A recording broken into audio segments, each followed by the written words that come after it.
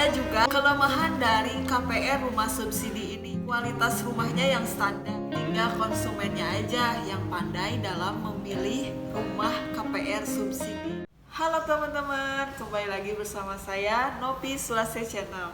Sebelum teman-teman mengetahui apa itu KPR subsidi, alangkah lebih baiknya teman-teman juga harus mengetahui keuntungan dan kelemahan dari KPR subsidi ini.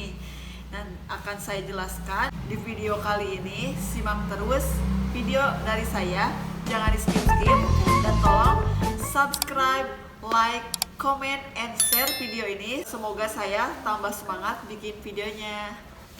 Oke teman-teman, membahas soal keuntungan KPR subsidi ini, yang pertama yaitu harga serta uang mukanya yang rendah. Teman-teman yang selama ini mentok dengan uang muka, kini teman-teman ada solusinya, yaitu dengan mengambil KPR subsidi. Karena uang muka dari KPR subsidi ini hanya 1% dari harga jual. Jadi dengan uang muka yang rendah, teman-teman bisa mendapatkan KPR subsidi dengan adanya persyaratan-persyaratan wajib yang harus dipenuhi juga ya. Terlebih dari hal tersebut, KPR subsidi ini juga mendapatkan SBUM, yaitu subsidi bantuan uang muka, tentunya yang diberikan dari pemerintah senilai 4 juta rupiah kepada para konsumen yang akan mengajukan KPR subsidi. Jadi selain daripada uang mukanya yang rendah, dan juga teman-teman mendapatkan SBUM. Nah, teman-teman yang belum memiliki atau belum mengajukan KPR subsidi, masih tertarik atau enggak ngajuin KPR subsidinya? Poin kedua yaitu masa tenor yang panjang serta cicilannya yang rendah. Untuk masa tenor yang panjang ini, KPR subsidi bisa di-ACC sampai dengan 20 tahun dengan cicilan yang sangat rendah. Bisa jadi cicilannya 900 ribuan loh teman-teman untuk 1 bulannya. Cukup murah kan dibanding teman-teman kontrak yang bisa sekitar 1,2 jutaan per bulan, dan itu masanya tidak akan menjadi milik kita. Tapi kalau misalnya teman-teman mengajukan KPR subsidi, tentunya dengan waktu atau masa tenor yang panjang tersebut, cicilannya semakin rendah, dan tentunya suku bunganya flat, itu akan menjadi sebuah keuntungan untuk pengajuan KPR subsidi. Poin ketiga, rumah KPR ready stock. Nah, jadi teman-teman yang akan mengajukan KPR subsidi ini bisa langsung survei untuk melihat kondisi rumah yang ada. Jadi kalau misalnya teman-teman kurang cocok dengan struktur bangunan, teman-teman bisa membatalkan atau misalnya tidak jadi untuk booking. Nah, kalau misalnya sudah ready, enakan pengaturan atau misalnya nanti mau digimana ini rumahnya ke depannya, itu sudah ada gambaran. Nah, itu dia poin ketiga. Selanjutnya, poin keempat, tentunya persyaratan KPR subsidi ini sangat mudah. Untuk poin persyaratan sudah pernah saya bahas di video sebelumnya. Jadi teman-teman yang masih belum paham persyaratan KPR subsidi ini atau masih bingung, teman-teman bisa cek di video saya sebelumnya. Sudah saya jelaskan persyaratannya apa saja. Teman-teman bisa mempersiapkan diri kalau misalnya teman-teman sudah menemukan tempat atau lokasi rumah KPR subsidi yang sesuai dengan jarak tempuh tempat pekerjaan atau lokasi yang strategis bagi teman-teman, sudah saya jelaskan juga. Selain daripada keuntungan yang sudah saya jelaskan sampai dengan poin keempat, ada juga kelemahan dari KPR rumah subsidi ini. Yang pertama, kualitas rumahnya yang standar. Untuk kualitas rumah KPR subsidi memang standar dari pemerintah. Jadi misalnya satu developer dengan developer lain juga akan berbeda kualitasnya sesuai dengan budget mereka masing-masing ya teman-teman. Dan di sini tinggal konsumennya aja yang pandai dalam memilih rumah KPR subsidi. Misalnya bangunan yang dimaksud dengan standar ini, ada beberapa developer yang membangun dengan batako atau hebel atau bata merah. Nah, di sini teman-teman juga bisa menanyakan spesifikasi bangunan rumah KPR yang akan teman-teman ajukan.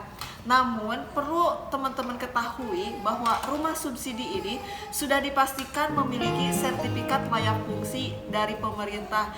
Jadi tidak mungkin KPR ini dibangun asal-asalan. Kalau misalnya seperti itu, pemerintah atau pemberi kredit juga tidak akan memberikan izin atau memberikan ACC untuk dijadikan KPR subsidi. Dan tentunya kalau misalnya developer tersebut memberanikan diri untuk membangun KPR atau membangun rumah tersebut dengan bangunan yang seadanya, nanti juga akan berimbas kepada developer tersebut.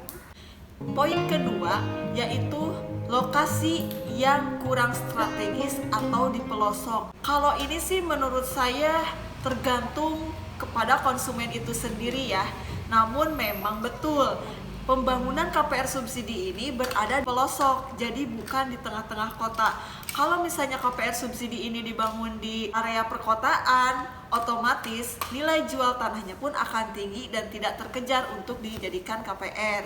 Nah, makanya kenapa KPR subsidi ini dibangun di kabupaten atau misalnya jarak ke kota ini cukup membutuhkan waktu misalnya kurang lebih 20 menit. Nah, selain pada itu, akses KPR subsidi ini akan membuat suatu perekonomian di kabupaten tersebut juga akan meningkat. Nah, teman-teman, kalau misalnya seperti itu, teman-teman juga bisa survei apakah akses KPR subsidi yang di pelosok ini terlewati oleh angkutan umum atau yang sekarang ada ojek online, apakah sudah masuk atau misalnya benar-benar terpelosok atau misalnya jauh banget dari area pekerjaan teman-teman. Nah, itu juga harus dipertimbangkan. Poin ketiga yaitu ukuran rumah yang kurang luas. Nah, untuk ukuran rumah ini KPR subsidi tentunya sudah ada ketentuan. Ada beberapa developer yang membangun beberapa ukuran, tapi untuk luas tanah hanya dibatasi sampai dengan 72 meter saja. Dan untuk bangunan ada yang 30/72, ada yang 22/72. Nah, ini ukuran dari developer tersebut. Dan untuk bangunan atau sisa lahan belakang itu bisa teman-teman gunakan. Jadi ya ukuran subsidi memang pas untuk satu keluarga baru sih. Poin terakhir yaitu poin keempat, yaitu waktu merenovasi rumah.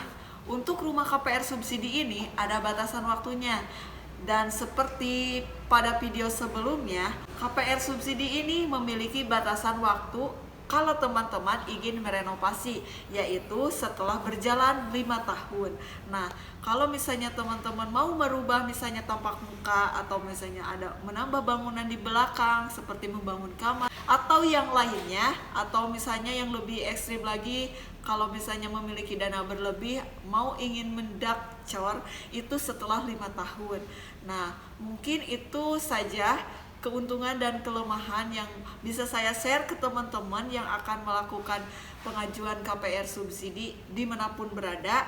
Dan semoga teman-teman yang belum merencanakan setelah melihat video ini, teman-teman bisa memilah dan memilih mau lanjut atau tidak untuk mengajukan KPR subsidi. 2022 punya rumah sendiri, saya doakan semoga terwujud ya teman-teman. Dan sekian penjelasan dari saya, kurang lebihnya mohon maaf. Sampai ketemu di video selanjutnya.